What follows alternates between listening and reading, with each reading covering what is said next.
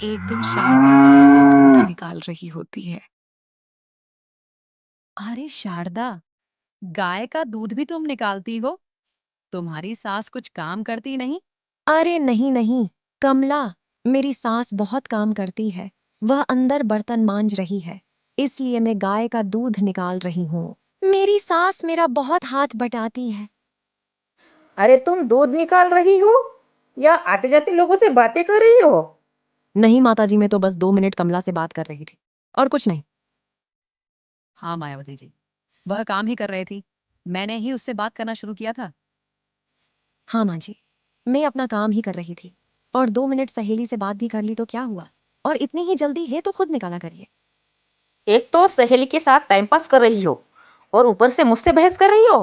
हे भगवान, कैसी बहू मिली है मुझे।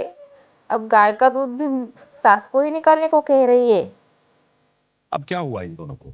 कुछ नहीं शर्मा जी, बस शारदा मुझसे 2 मिनट बातें कर रही थी और उनकी सास रोने लगी। मैं तुम दोनों को आखिरी बार कह रहा हूँ, आज की बात अगर तुम एक दूसरे से लड़ी तो मैं घर छोड़कर चला जाऊंगा। सरस्वती नाश्ता कर रही होती है, तभी शारदा खाना लेकर आती है।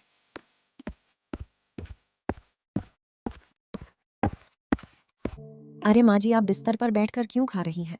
मायावती को गुस्सा आता है। हाँ तो क्या हुआ, बिस्तर पे खाना खा लिया तो मुझे मत सिखा। पर आप तो कपड़े धोती नहीं, मुझे ही धोने पड़ते हैं।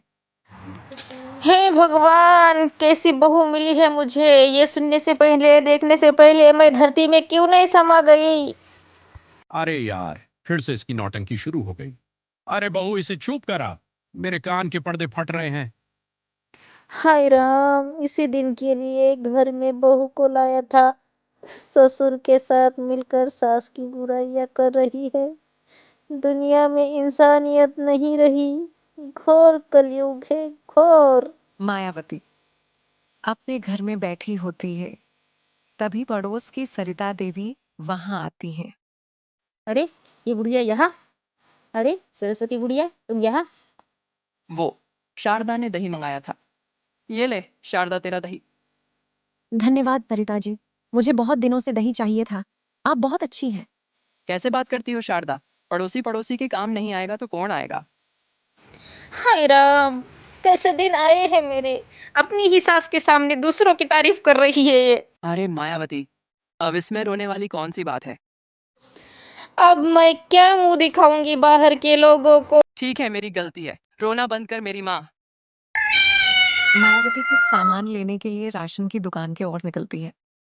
ओ भैया, 10 रुपए का 5 किलो तेल दे दो। क्या? 10 रुपए में चना भी नहीं मिलता? ठीक है, मैं भी देखती हूँ कैसे नहीं देते। शारदा दौड़ते हुए राशन की दुकान की ओर भागती है। क्या नया बखेड़ा खड़ा कर दिया आपने? आप कब सुधरेंगी माताजी?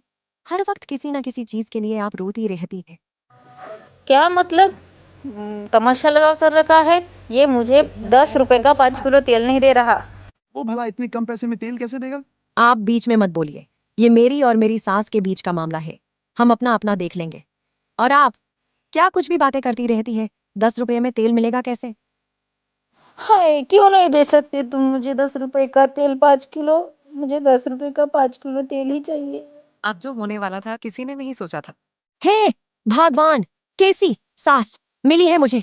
अपनी बहू की तो एक बात नहीं सुनती, मेरे तो भाग ही फूट गए। तभी वहां खड़ी लड़की रोहित को फोन करती है और कहती है, शर्मा जी, आपकी पत्नी और माँ ने क्या तमाशा लगा कर रखा है? यहाँ पर सारे लोग जमा हो रहे हैं। क्या बताऊं मैं आपको गांव वालों, बिल्कुल निकम्मी सासे है, हर बात पर रोती रहती है। अरे शारदा, माँ, क्या हुआ? आप रो क्यों रही है? हुआ क्या? आपकी माँ हर बात पर रोती है, अब मैं भी वैसे ही करूंगी। अपनी बात रोके मनाती है, अब मैं भी वैसे ही करूंगी। उन्हें समझ नहीं आता, लेकिन तुम तो समझदार हो। बचपना बंद करो और घर चलो। ये मामला हम घर जाकर सुलझाते हैं। बेटा, देखो ये बहू रो रही है इतनी सी बात पे। ये क्या छोटी बच्ची है अभी?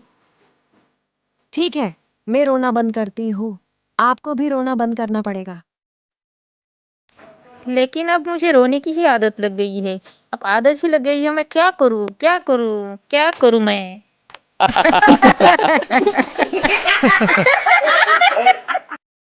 सारे के सारे पागल है। हाँ।